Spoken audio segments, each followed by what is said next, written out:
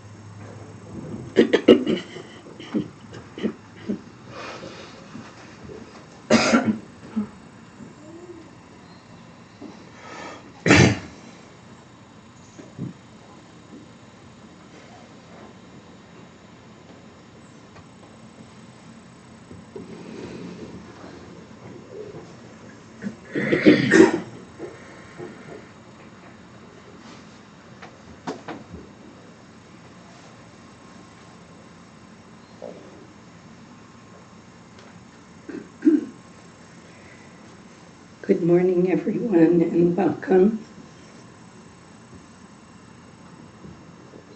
And welcome those who are watching on streaming. And thanks to the volunteer streamers and Homesteads for helping us to do all this.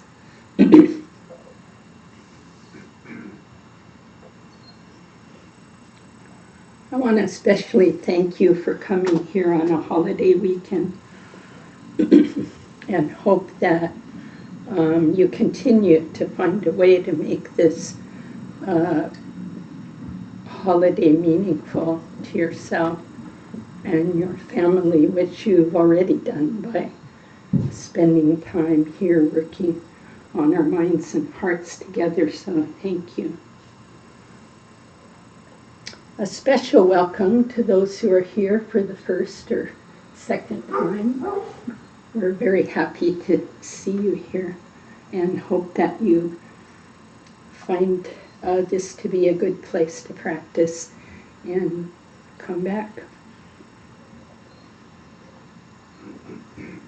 Today we'll follow our regular schedule for Sundays, which is I'll lead us in some Dharma thoughts and then calm abiding. And that will be for about the first 45 minutes. Then we'll take a tea break and take time to get to know one another and connect with one another as community. And then we'll come back for a question-answer discussion time, which is pretty wide open, focused on the Dharma, but since the Dharma includes everything, everything's welcome. We have a very good thing happening today. Well, there's so many good things, but another good thing is the children's program. The young ones will come for the first part of Q&A, and depending on what they're doing right now out in the garden there, they will either present us a puppet show or some Dharma questions. So we'll let that flow.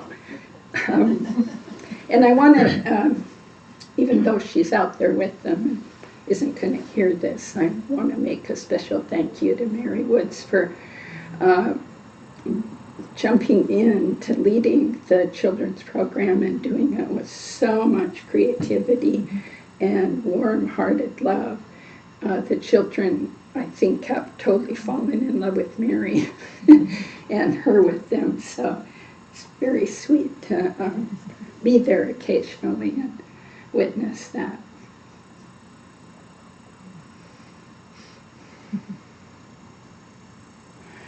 So this is Memorial Day weekend, and I, growing up as a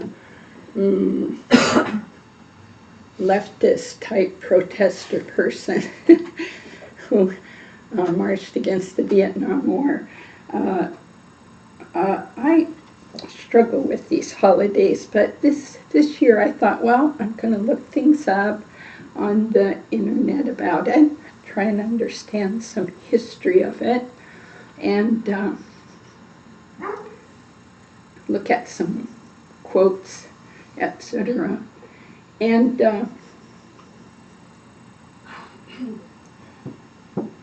as I pondered the meaning of the Memorial Day, which started out as something called Decoration Day, from the time of the Civil War, it was started by women, probably mothers, sisters, wives, who went out to put flowers on the graves of the 600,000 men and really boys who died in that war, the Civil War.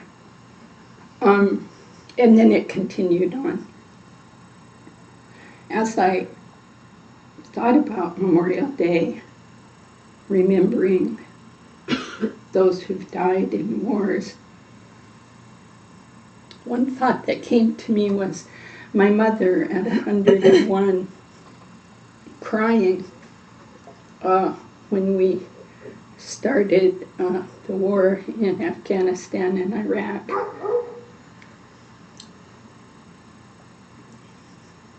And she, sitting there, her mind was quite good all the way up to her death. And sitting there, she said, I just cannot stand another war. And she was 8 years old when the First World War ended, or started. She's born in 1906. And it made me think of all the wars. It's even hard to list them all. But she had lived through World War I, and her uncles were sent away, severely damaged by the war. World War II, Korean War. In World War II, her brothers were in the war. None of them killed, but all of them severely damaged, emotionally and physically. In the Korean War, my oldest brother, escaped that, being too young. But on and on. Vietnam, then all what are called the small wars in Central and South America. On and on and on and on. So it led me to think about the four thoughts that turn the mind, actually. This sense of the karma of beings who suffer like that. But whether you're in the war or not, everyone suffers from it. And the sense of a very precious human life that not only is not in a war directly, but has this incredible opportunity to be alive, to come to a place like this where there are like-minded people who want to understand our minds and hearts and want to deepen the peace in the world in a very effective way. This is so incredibly rare. And then another one of the four thoughts, how close death is, how we don't know when it will happen, though we do know for sure it will. We don't know the way we'll die. We don't know where we'll be. We don't know if the conditions will be chaotic or peaceful.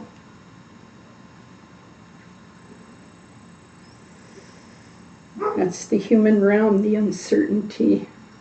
And I think what rises from it, I see in myself, is tremendous anxiety due to the uncertainty.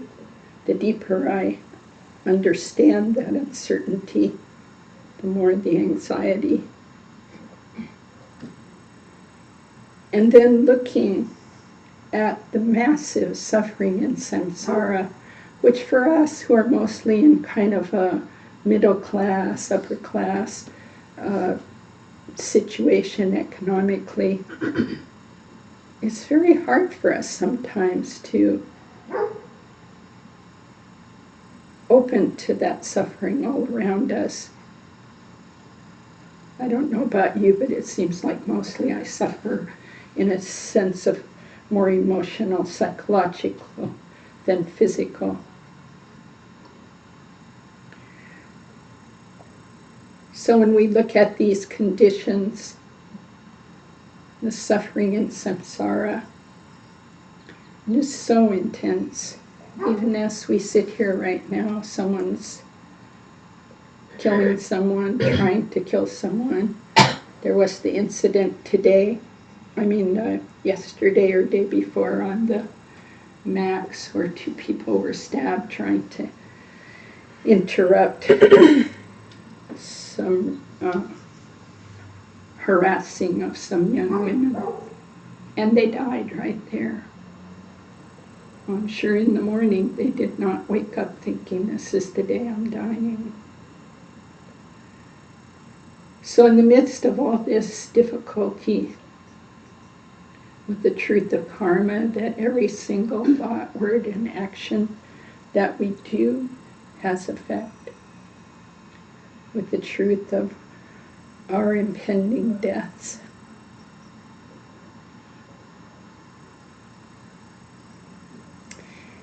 and the marvelous truth of our conditions, these precious human lives.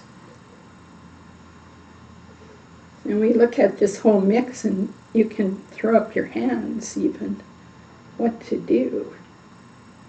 It's overwhelming, truly overwhelming. And this is where refuge comes in.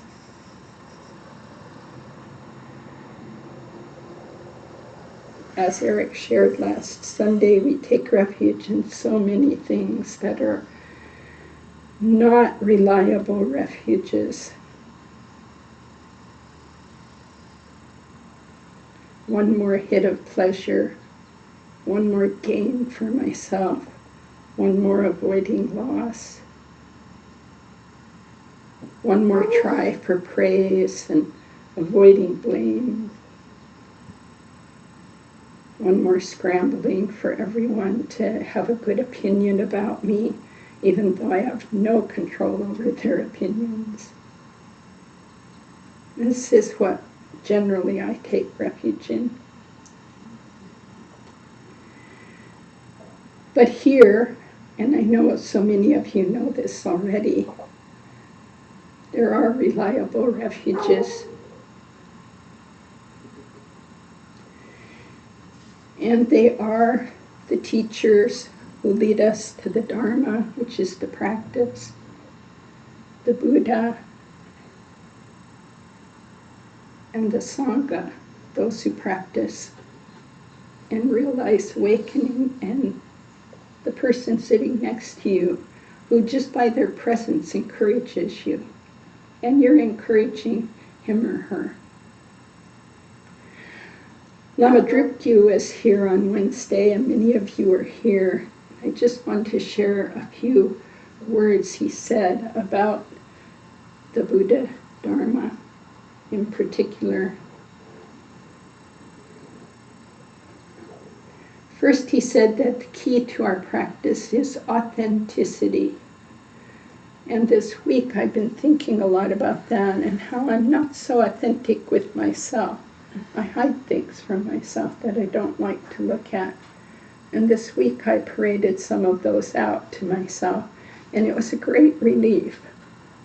It was like, oh, I'm being authentic now with myself. I'm not pretending I'm better than I actually am, nor am I pretending I'm worse than I actually am. Just trying to get a clear view. Lama Drupkyu said, the Dharma is the path, the process of awakening. And this was one of my favorite parts. He said, the Buddha is the purity at your heart.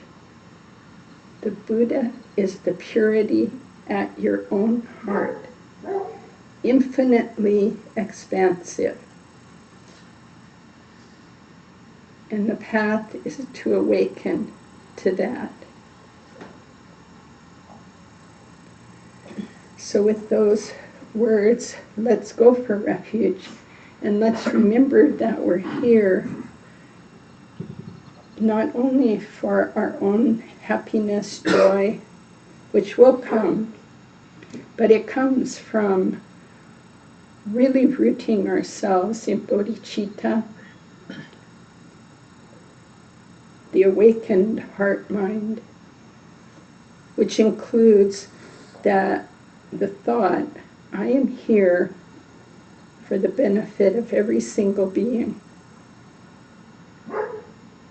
And that opens things to this very vast expanse.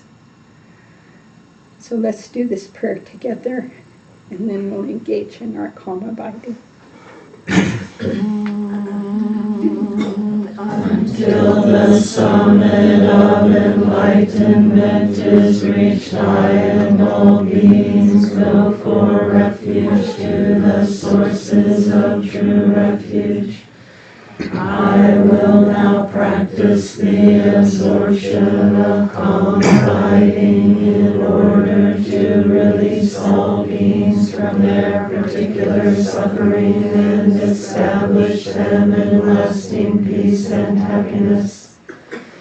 Until the summit of enlightenment is reached, I and all beings go for refuge to the sources of true refuge.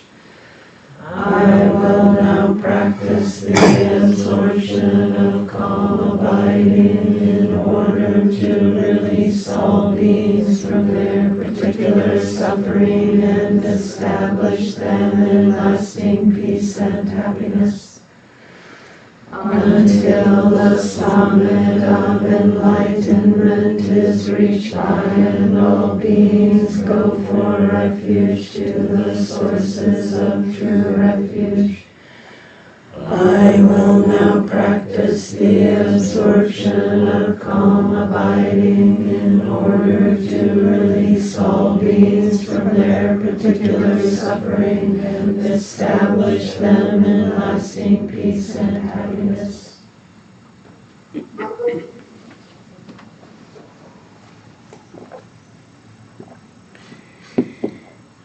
So this prayer says that by practicing calm abiding, we can establish all beings in lasting peace and happiness. That's pretty astonishing.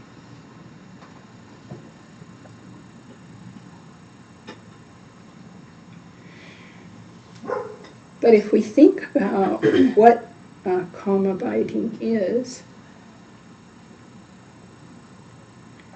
this step toward understanding the true nature of our mind, then we can follow those steps and it becomes really logical. First, we have to calm down. This is not easy to do in this world.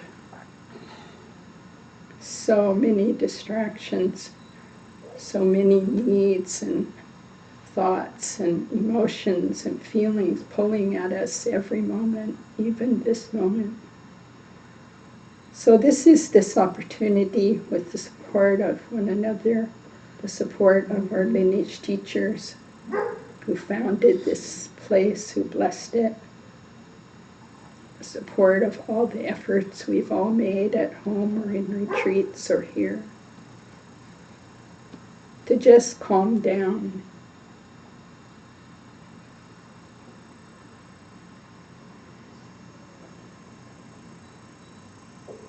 To get in touch with stillness.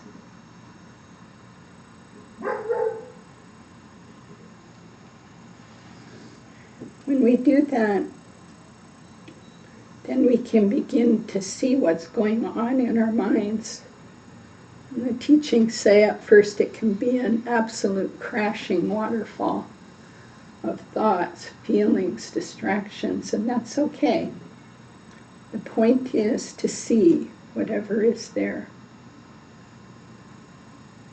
And then the metaphor is that as we sit, it calms down to maybe a kind of a rushing stream, and slower into perhaps a big wide river.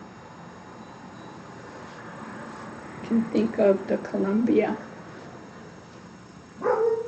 maybe some eddies, whirlpools, and then eventually opening into the vast Pacific Ocean, this very still, vast, unobstructed space.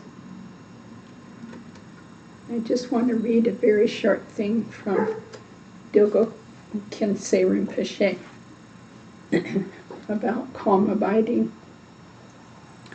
Given free rein, thoughts create the whole of samsara. Unexamined, they retain their apparent reality, and hence their power to perpetuate samsara, which we can simply translate as suffering samsara. Yet no thought, virtuous or harmful, has even the slightest tangible existence. Without exception, each thought is completely void, like a rainbow, which, though appearing in the sky brilliant and vivid in 5 colors, can never be caught, worn as clothing, or used in any way at all. The sky, and that can be a metaphor for mind, is never disturbed or changed by the occurrence of clouds. The sky neither entertains the hope that rainbows will arise, nor does it suffer disappointment if they don't. So let's please bring that to our calm abiding. No expectations, no fears. So we check our posture, that we have what's called a steady, firm seat. Just get in touch with the cushion, the chair, the earth.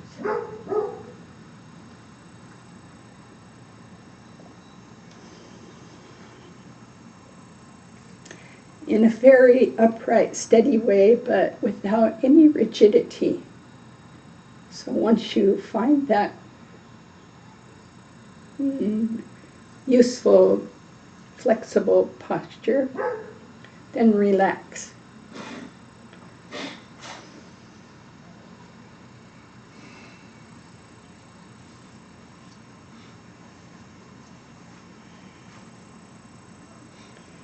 And then we choose an object to anchor ourselves as we go through the waterfall, the river, out to the ocean. And most commonly, that's the breath. If you have another object, because many of you meditate quite regularly, then use that, of course.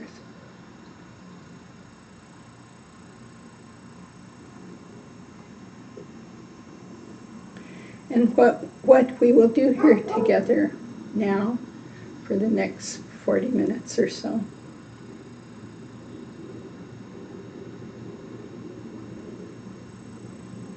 is the mind will wander, for sure.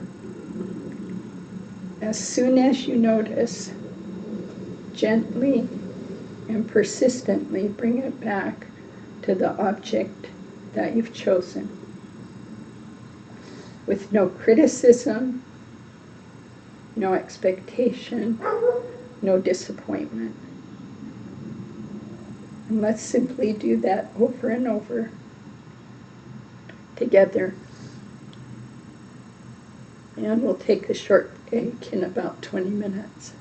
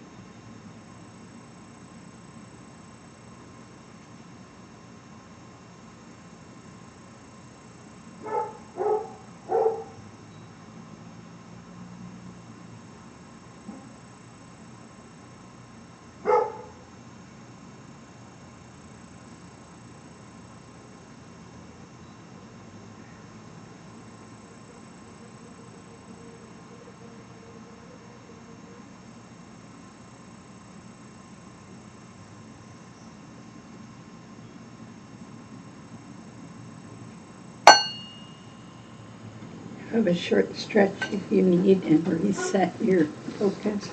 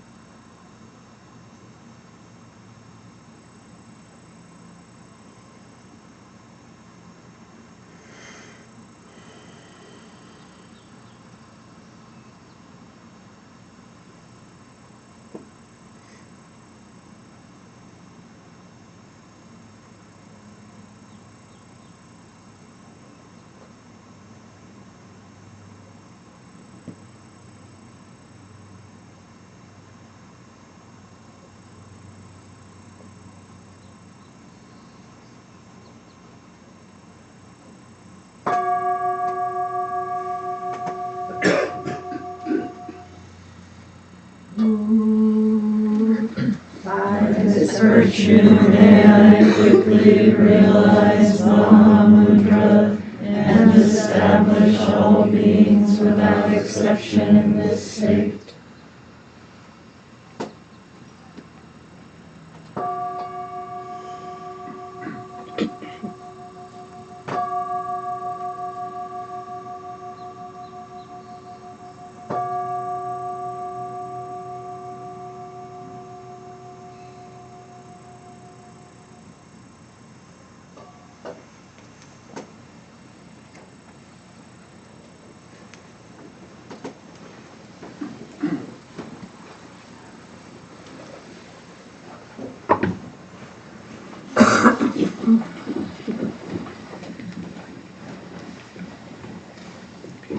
So thank you, thank you, thank you.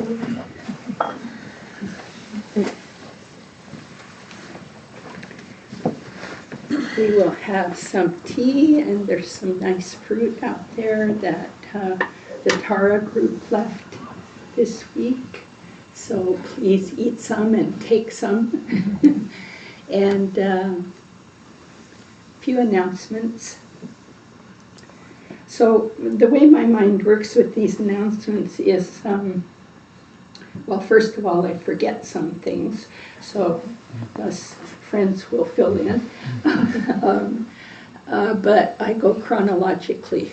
So the next thing that will happen is tea and Q&A and discussion and the children. And then if you can stay for 15 to 20 minutes and take a task to help us clean this space, that will be greatly appreciated, and it's kind of fun. And then this week, Wednesday, will be Chenrezig.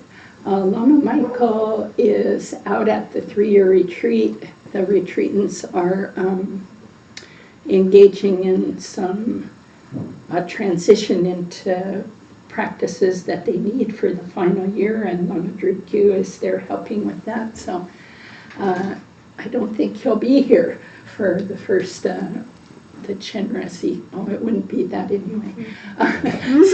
Our schedule is so complex. But come for Chenrezig Wednesday if you want. And then next Sunday, which will be the first Sunday in June, we will be doing something different because we are, as you well know, in the midst of a huge move out of this space over to our Skidmore new beautiful center, getting more beautiful every moment.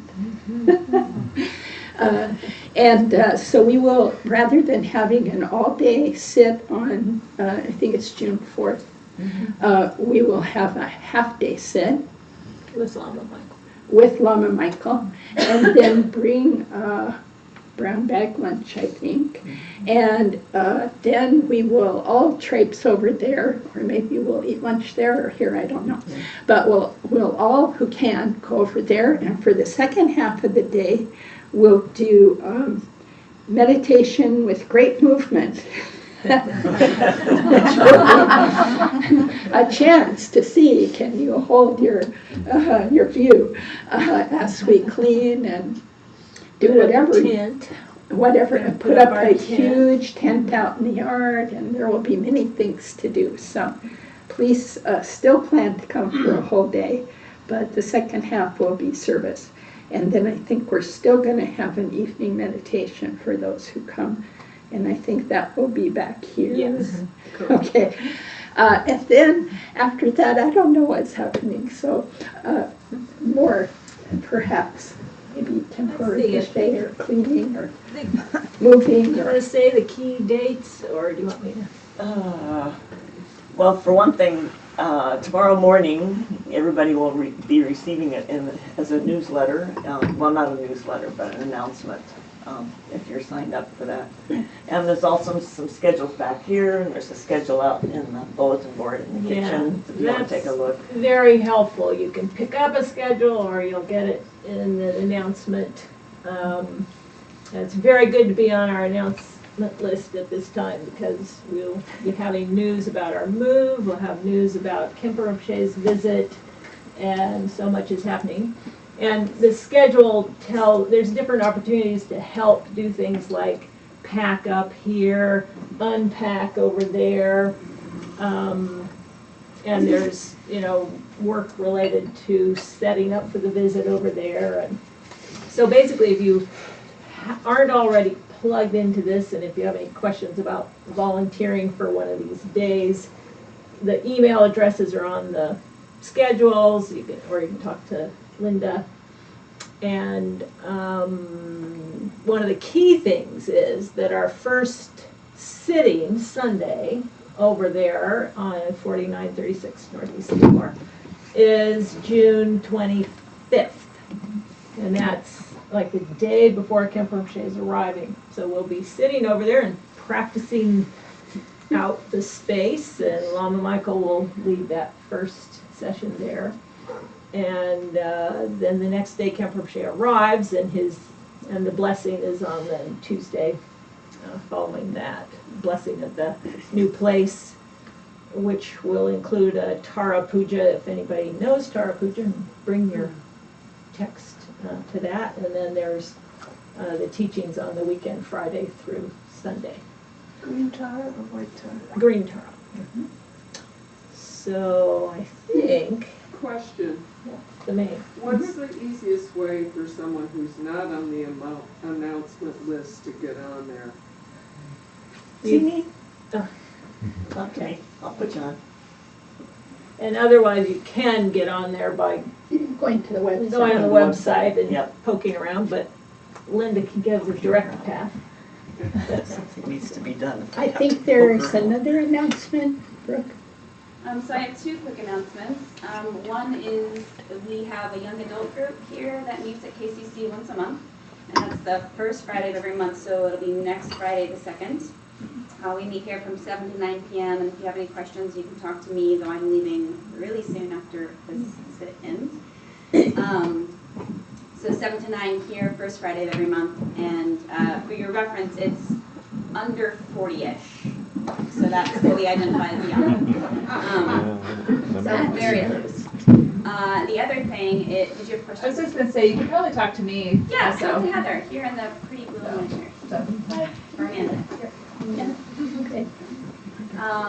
And also a sneak preview for those who aren't yet on the newsletter list, and you'll get it sounds like it's going to come out tomorrow. No, not newsletter. No. What's that? Newsletter soon, but then Linda Grove is going to make an announcement on the announce list, but the newsletter is coming soon. But not, that's a different. The Different newsletter and mailing. the announce list are different. As Gotcha, Rose gotcha, already gotcha. announced. So the other announcement is we are planning the grand opening celebration for the new Urban Center. We would love to have anyone and everyone who has any extra energy in their lives to contribute to making this celebration as festive as it should be for something as monumental as a new Sangha home. If you have any energy or thoughts or passions for getting involved in that, you can talk to me or Linda Basant. And that celebration is in. That's going to be on August 5th. And an all-day fun festival news. Okay, is it tea time? Yeah. Yeah. Enjoy. Good morning.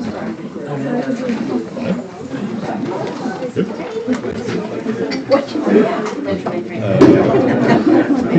I'm stretching.